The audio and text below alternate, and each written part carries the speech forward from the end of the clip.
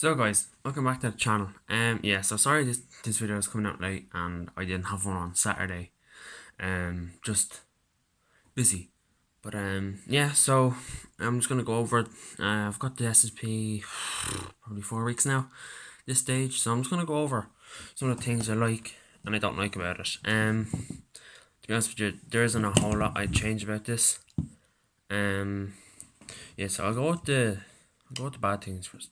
Why? I don't know. Well, probably because this list is shorter. But anyway, so one of the things is these two catches, buttons, switches, whatever you want to call them. Yeah. So basically, you hold these down. I'm not gonna do it now, but you hold them down and then you pull the slide back and push it forward, and that's how you take off the slide. Same as on the normal Glocks. Just I find that you're gonna break your nails. They're so small and you have to hold them down in a certain position and then trying to slide it off. It's easier than most because normally on some other guns you have to pull the slide back about that much, and then there's like a pin you have to pull out here. Then you adjust your hop up, put the pin back. You have to line it up. Then you put your magazine in, rack it, shoot it. If it's not right, you have to take it off. Whereas with this, you just pull these down, off, and then that's it. But guys, I'm just being picky about this. I'm not saying Novich is bad or anything. I'm just being picky. So that's one thing. Another thing. Oh, what was the other thing? There actually isn't a whole lot, to be honest with you. Something else would be maybe a heavier slide. Just a little bit heavier. I do like these cutouts, but maybe just a heavier material or something like that. Another thing is on the SSP1. Here it has 45 ACP, which is what. So basically the SSP1, it's based off in 1911, and in real life that's chambered in 45 ACP. So just an extra little bit of detail would have been nice on this if it had like 9 for short for 9mm, because that's what a real Glock is chambered in. Yeah, and then there's the magazine there. Something handy would have been for the instead of this cap, it's literally just this. Hold on, I'll show you. So instead of this cap being on it, this screw to be like out here somewhere instead of having to slide this cap off. I mean, it is nice, just to protect the screw or whatever from it falling out, but that's just me, just so you don't have to slide this off. The spring, good quality. Just I find that sometimes when you're holding it down for a good while, that can break your nails as well, because the Novich springs are they're very, not tight, but they're just very strong. You really have to get your nail under there to pull it down. Yeah, that's it really. Some of the things I like about it, it's CO2. Obviously, I'm a CO2 guy. Semi-auto and full auto. I actually don't know what this trigger is for. This like small little one here, haven't a clue. Does nothing. But yeah, it's a cool feature. I like the way the rail is more like is like one you'd find on a what's it called, an M4 or an AR-15 or something like that. It's not like the traditional Glock rail, because that one's a bit short and it's not really the greatest. It doesn't look the greatest for a start. I really like the cutouts here on the slide. I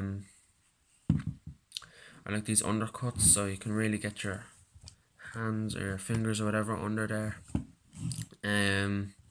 Just feels really nice in general, real sturdy, Then now, this for people who are left-handed, this would be a knockoff, is the fact that it's not ambidextrous, the trigger release. I have gotten myself into a bad habit of saying that. No, sorry, the mag release. It's not ambidextrous, it's right-handed shooters only. I like the way it has an average here on the bottom. That's about it really. The case is good enough. I don't want to have to go get the case. It's in a box. In the back of my wardrobe. But yeah. But the case is good. One thing I'm not a huge fan about the case though is that the latches on it, they open fairly well, easily. They do. So sure.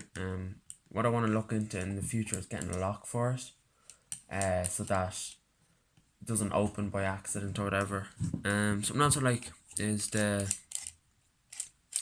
fact that you can take off the end here and you've got a threaded outer barrel, so that you can put suppressors, tracer units, silencers, you name it on there. Compensators, muzzle brakes, whatever you have, that goes on the end of a barrel. And then the famous curved outer barrel. Something I'd like to do is he sells I think I've said this before, he sells a silver outer barrel, like this whole unit here. I'd like to get that, and then he doesn't sell it at the moment, but he will be selling it soon. And then I want to get an extended magwell, just so it's easier for those speed reloads. Yeah, I really like the fiber optic sight as well. That's what it looks like looking down the iron sights there. A lot of people don't use red dots, I noticed, on pistols. So that's why it's kind of good to have a nice iron sight. You know, unless you're playing CQB, I haven't really seen a whole lot of people who put red dots or, you know, stuff like that on their pistols. But yeah, I think that's it for this video, guys. I'd really appreciate if you hit the subscribe button. Yeah, so I don't know when airsoft places will be opening up again, but when they do, guarantee I'll be the first person up to special ops. I'll tell you that much. And you'll have a gameplay that weekend or that Monday. Yeah, I really appreciate if you hit the subscribe button, share, comment, all those good things. You know, my goal is to hit 100 subscribers before the end of the year, and with the rate we're going at, I think we can do it. I'd really appreciate it, you know. First time ever doing YouTube videos, and I just want to see how far I can get, you know. I'm not asking to hit like 1 million, you know. I just want to do well. So yeah, that's it for this video, guys. Thanks for watching. I'll see you again soon. Bye for now.